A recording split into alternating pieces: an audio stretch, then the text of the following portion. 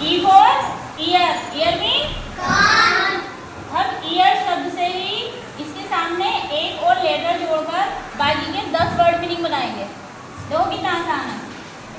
जैसे कि ईयर में बी जोड़ दिया तो हो गया बियर, बियर मीन भालू, ठीक है।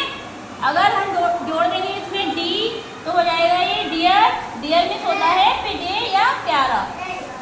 अगर हम इसमें लिख देते हैं एच तो एच का मतलब होता है सुनना। अगर इसके आगे हम लिख देते हैं एफ, एफ का मतलब होता है फियर और फियर मीन होता है डर। अगर हम इसके आगे लिख देते हैं एन तो ये हो जाता है हमारा नियर और नियर का मतलब होता है पास। अगर हम इसमें शुरू में लिख देते हैं पी तो ये हो जाता है पियर और पियर का मतलब होता है नाशपाती जी। और अगर हम इसमें जोड़ देते हैं आर तो ये हो जाता है रेयर, रेयर का मतलब होता है पिछला। अगर हम इसमें शुरू में जोड़ देते हैं टी तो टी इसका मतलब हो जाता है टीयर और टीयर मीन्स होता है आंसू।